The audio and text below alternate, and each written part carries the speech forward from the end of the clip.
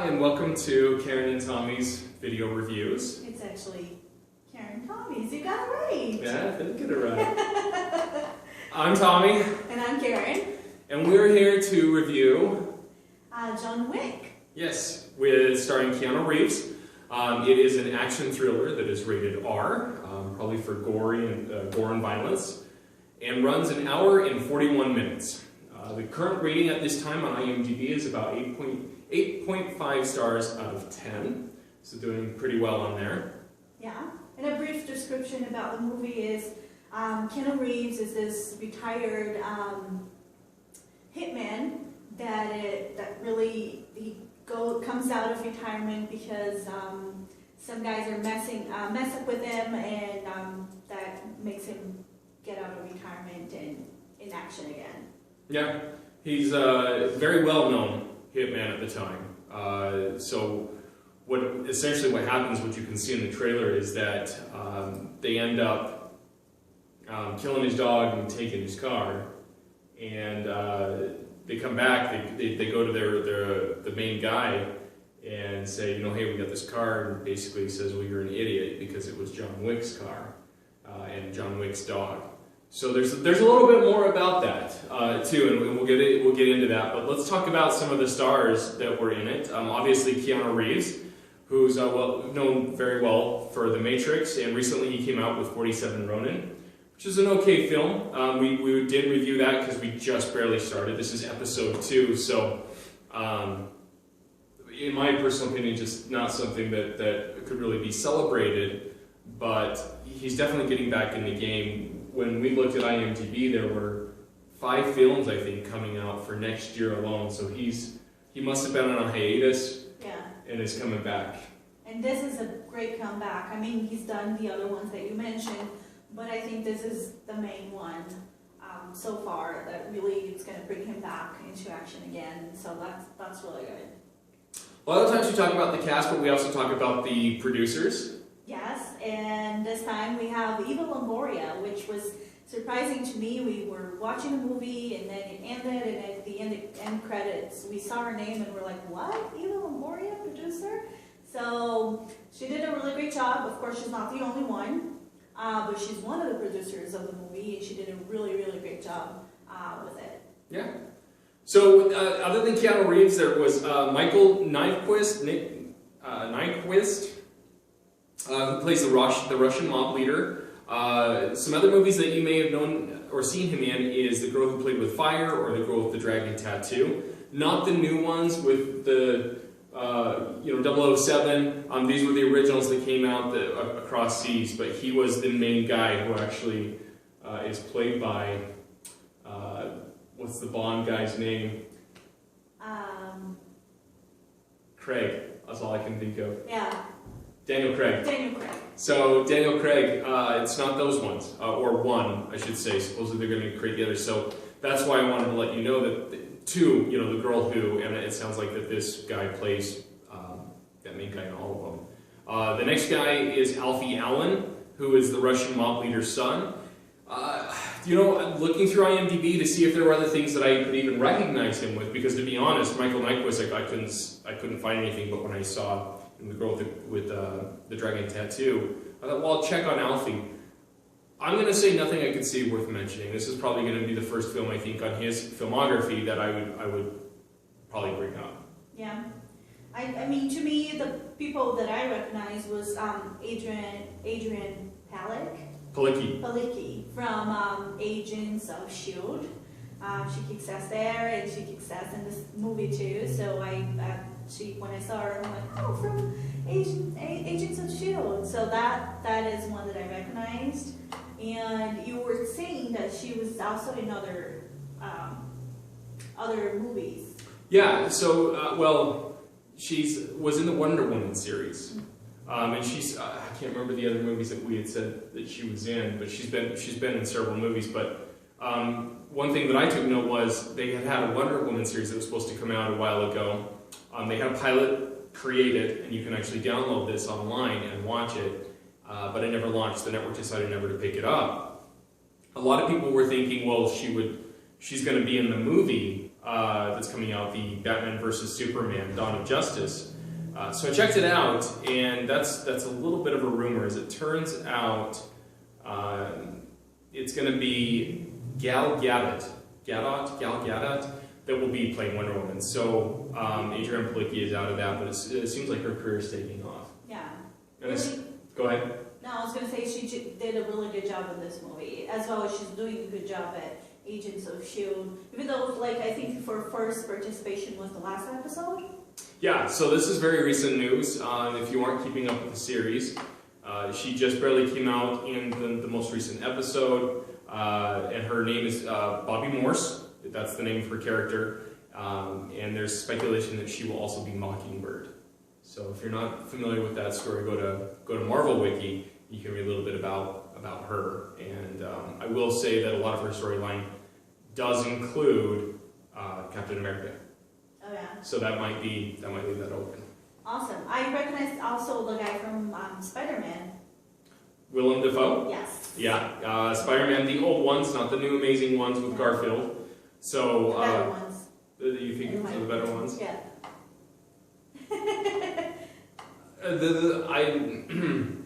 The most recent one was terrible. I didn't like the new Amazing Spider-Man, but with Jamie, Well, Spider-Man is not our favorite hero right. either, so that might be something that has a lot to do with it. Yeah, but with the original ones, he played the Green Goblin. So, and he also is very well known for Boondock Saints, playing Paul Smecker. So, if you're a big Boondock Saints fan, the original, or the first one, I should say, he wasn't in the sequel. He played in that as well. Anyone else that you noticed in the film? No, not that I recognized. No. Well, there was Dean Winters. You may not recognize his name, but you may recognize what he's been in. Do you remember the Mayhem Allstate commercials? Oh yes, that's true. I recognized him when I saw the movie. Yeah. And you actually, that's the guy from the insurance commercials. Yeah. So if you remember those where, he plays different things like the roof falling in or the mud that's hit your windshield, that is Dean Winters, so he plays in it. He also had a short role on Brooklyn Nine-Nine. So he was Detective Pembroke. Yeah. So Dean Winters is in it. John Leguizamo is in it. Most recently, he's getting well known for Jon Favreau's little side project called Chef. He plays Martin in that movie. And one of my favorite John Leguizamo films is Spawn, where he plays clown or violator. The makeup that they did for him is amazing. So if you haven't seen that film, it's a good film. It's before comic book movies were becoming mainstream, and just a well done movie, not hokey or more dark actually than anything else. We also had Ian McShane plays in it. From Deadwood, he plays Al Swearingen in Deadwood. So if you're a Deadwood fan, you recognize him from there. He was also most recently in The Rock's version of Hercules. He was on Ampharos, the guy who could see the future. So we always kind of laugh because if you haven't seen Hercules, Ian McShane's role, he foresees things in the future, and he is actually asked, "Have you seen your own death?" And he says, "Yes, I've seen it." So there's this part in the movie. So actually, the whole movie, he's expecting it to happen. Yeah. And it never really does. It doesn't, which I'm hopefully we're not giving away too much. Yeah. It's been out for a while, so you haven't seen it. Yeah. Possible spoiler. There's this moment where he's like, "This is my moment," and he holds out. Just waits for it. Yeah, because he could totally dodge out of the way of this spear that's flying for him. It doesn't. He's just like, "This is it," and of course Hercules comes and knocks it away, and you just see this look of disappointment. Yeah, and Hercules is kind of like, "Don't be stupid." Yeah. It's not your time. I love it. I like Ian McShane. Yeah. When I started trying to give Deadwood a try, it was actually his role that really kept me going. So I think a lot of you may agree that he has talent. And then the last one that I noticed in the film was Lance Reddick. He's played in a ton of things, but for me, I was a big Fringe fan, and he played Philip Broyles in that series. So for me, that was kind of cool to see him because in this role, he's kind of in this movie, he's a hotel manager, front desk runner. He kind of runs everything together. Where Ian McShane is kind of the guy that says, there's like this club and this hotel that are run together, and Ian McShane enforces the rules that are set by both. Yeah. So, but I like Lance Reddick. If you're not familiar with Fringe, he also played Lieutenant Cedric Daniels in The Wire. I know there's a lot of Wire fans out there, so that's him. All right. Well, what are some things that you liked about the movie? Okay, so this is an action movie. For me, an action movie is about kicking ass. It is a mafia movie too, so naturally I understand that there's not going to be a lot of kicking ass, but more like guns and stuff like that. So for like an action movie, I expected more of more fights, and less guns. But of course, he's really good when it comes to him with a gun. He's really, he knows his stuff. He fights good, but I expected a little more, except because he is this person that everybody's afraid of. So I expected him to, fight a little better. So that was a little bit of a disappointment, but I don't think it ruins the movie at all. No. Well, and talking about he's a person to be feared. Obviously, he has a reputation. The one thing that they do talk about in the film is he's got this reputation because it's very rare. I mean, we see in several of these like mob gangster type of films where once you're in for life. And John Wick wanted to get out, and he was told basically, in order to get out, you gotta basically do the impossible. And he does do the impossible, and so he gets his free ticket, but he does get drugged back into it, and that's kind of the whole synopsis of the film. Yeah. So They gave him that task thinking that he wasn't going to be able to accomplish it. Right. So, because there's not really a way out of the mafia once you're in, but I think they gave him the task thinking, well, he's going to die anyway, or he's not going to be able to make it. But he did, and so that's how he got out. Mm-hmm. So, I like that. I like the action as well. I know that you liked more of a hand-to-hand more fisticuffs. Because it is, a mafia-style movie, for me, there's going to be guns, right? And what I loved is, a lot of the times, like, they don't take into the factor of, people wear bulletproof vests. And there's even a segment of the film where you see Keanu kind of going from almost like this laid-back, lazy kind of I'm in the family kind of guy, sweatpants, t-shirt, whatever, to suiting up. He gets the suit on, like to kill. Yeah, to kill. Very mafia-like. Yeah, dark colors, blacks and grays, which is kind of cool. But you see him actually put the vest on.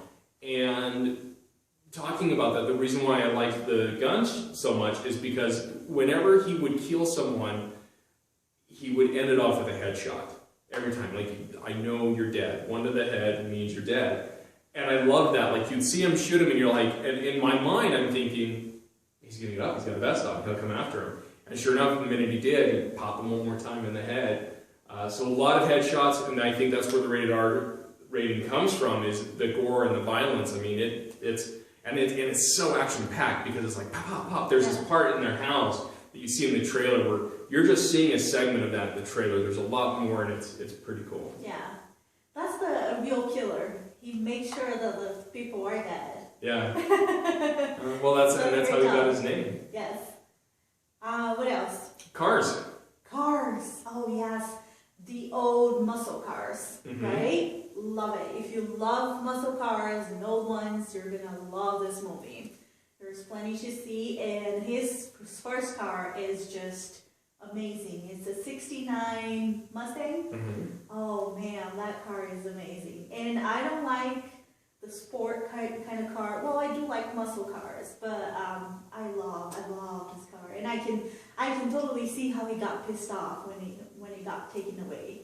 Yeah, and that kind of alludes to, I mean, it's such a nice car that in short, what basically happens is, and again, in the trailer it reveals this, they're at the gas station and the one Russian kid comes up and says, how much? And John Wick says, it's not for sale. So essentially, they go to steal this car, right? So that's, I mean, it's that nice of a vehicle. And apparently the Russian mafia has gotten used to, if you don't give us what we want, we're going to take it. And so they do break into his house to steal the car, in the process killing his pet beagle as well.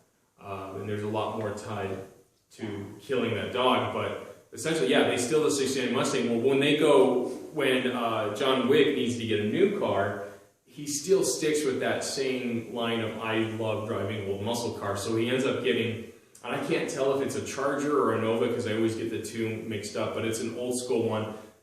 Jet black, just like the Mustang, with white racing stripes on it. So kind of holds true to his image. Yeah. And it's still pretty good. I still like this thing the best. Yeah. So pretty much everything that we discussed is in the trailer, so it's not like we're spoiling a lot or spoiling the movie at all. So if you want to get a taste for the movie, I'd definitely say go see the trailer. I say marketing-wise, the trailer was just a great commercial to what to expect from the movie. And it's really enticing, and they did a really good job with the trailers. Didn't give a lot out, but enough for you to be curious about it. Mm-hmm. They did. Another thing that I also liked about the film is there seems to be this internal way of paying each other. And it's universal. Like at first I thought it was just between the Russian mafia, but you start to notice as it branches out that it's a very universal way of paying each other, and it's not with cash. It's these gold coins that look like pirate doubloons, things like I think of Goonies when they find the ship and they see all the gold, and it's those those thick gold coins, and it's just cool because they do things, they wager with it, or it covers costs of certain things, and it's amazing how much just one coin will cost. So and furthermore, there's a point where you kind of get the feeling that when John Wick retired, they gave him a bunch of coins. Yeah, it seems like because he had that at his house, a bunch of them. Yeah, he had I don't want to say like he had like a safe full, but he had like 4 or 6 rolls of them. Yeah. And so enough to get business done, which could either mean he's done a lot of business and gotten paid, and saved it, or he was given as like a farewell. I don't know, but yeah. it was interesting how they used it. So that was something I really enjoyed. Yeah, it'd be nice if they were to come out with a sequel, because this movie has no sequel or prequels. Would be nice for them to come out with a sequel that explains that, and also explains a little bit more of the story of how he got out and what happened within the time that he was out. Yeah, and I think actually John Wick is based off of yet another comic book. I'm not sure. I thought I heard something about that. So you guys on the interwebs, you can check that out and see for sure. But it seems to be the way things are going is everything's a comic book, from Walking Dead to to the Marvel movies. It's growing. It's blowing up. No longer are all movies based off of books and literature, but actually going to the comic side. Mm-hmm. So kind of cool. That is true. As far as our rating for this movie, what do we think? 1 to 5, I give it a 4. I say it's not the best movie I ever seen. That's why I'm not going to give it a 5. But it's certainly something that I enjoyed very much seeing, and I think it's totally worth to go to the movies to see. So it's definitely a 4, packed with action, just the right amount, well produced, and great cast. So definitely a 4 for me. What about you? For me, I base it off of rewatch factor, and there's not a lot of movies that I can rewatch. I give my movies a 5 if I'm going to go see it a couple more times in the theaters while it's still there, such as Guardians of the Galaxy. Yeah. I love that film, and I've seen it a couple times. 4.5, I give it a rewatch value, meaning I liked it so much, but I'm not going to go to the theater to see it. I'm going to end up probably renting it to see it, or if it were to play syndication on the television or something like that, I would probably watch it again. This did not fall in either of those factors for me, so I'm going to go to a 4 because I liked it. I thought it had a great cast, a lot of notable characters. It tied well together without causing me to kind of lose attention. I never checked my watch. I never thought, is it almost done? The time length of it, the amount of story in there was great. In fact, at some points I was even wanting a little bit more because the story had to progress itself, and you're like, well, no, I want to see more of this. So for me, it is also a 4. Great. So we agree. Yeah, we agree. Usually do. So, okay. And coming up, I say stay tuned because we are going to review a few other movies. We're looking forward to, well, we said about Fury last time. Yeah, it's been out. We haven't had the time to see it yet, but we are hoping to make a review on that one with Brad Pitt. Mm-hmm. And Interstellar is our big star that we're waiting for here, right? Yeah, November 7th is Interstellar with Matthew McConaughey and Anne Hathaway. And then we've got Big Hero 6. Also same day, right? Same day. So both of them are releasing on the same day. Big Hero 6, kind of cool thing about that is not too long ago, Disney acquired Marvel's rights, and this is actually the first film that they're coming out with as Disney Studios to show that alliance with Marvel. Big Hero 6 is actually a Marvel title, so a lot of people didn't know that. They're thinking Pixar, Disney, great, awesome. But it is. So if you want to get a little backstory, go to your local comic store and take a look. I know one here that is very well promoted is Dr. Volt's. So if you're interested in a local comic book store here in Utah, that is one that is very well recognized. Okay, and we're also looking forward to seeing Nightcrawler with Jake Gyllenhaal. Mm-hmm. It will be, I think it will be a good movie. Not expecting to be the best movie up there because I say Jake Gyllenhaal usually works movies that are not like top of the box office, but good enough. We saw the trailer and we were a little scared as far as his image comes. He's looking a little skinny, right? Yeah, he looks anorexic almost. Yeah. He's definitely not. When he first started out, the first thing I can think of is Donnie Darko. And he wasn't exactly a pudgy kid, but he had a little bit of meat on him. And as he's progressed through his career, he's changed in different ways. Brokeback Mountain, he was moderate, not too big, but in this one, it looks like he's lost a lot of weight. In fact, even in Prisoners with Hugh Jackman and Terrence Howard, he looked all right in that one. Yeah. The haircut could have been something, but he looked fine. In this one, he looks like you can see some major cheekbones, some sucking in the cheeks. He looks unhealthy. Yeah, his eyes to me are like close together. And I don't know if it's the role he's playing, if that's why he lost some more weight, but he's looking unhealthy. Yeah. Talking about him and talking about Prisoners, it's really a movie that we enjoyed, and we definitely, say not go see it, but get the DVD and take a look at it because it was a great movie, right? Yeah. Probably one of the movies, the best of his career. I think so. Yeah, I think so. It's very dark. Obviously it's hard to say that that's the best movie of his career because he's more of a supporting role. Exactly. Where Hugh Jackman and Terrence really lead that movie, but it's a great film. If you haven't seen it, you got to.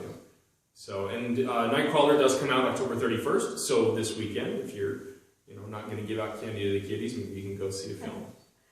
Okay, so would that be it? That's what I got for today. That's it then. So we hope that you enjoyed our video and that you comment below. Let us know what you thought of the movie. Let us know what you want to see. Make sure you liked us and you subscribe to our channel for the next videos that are coming up. Thanks for joining us. We'll see you next time.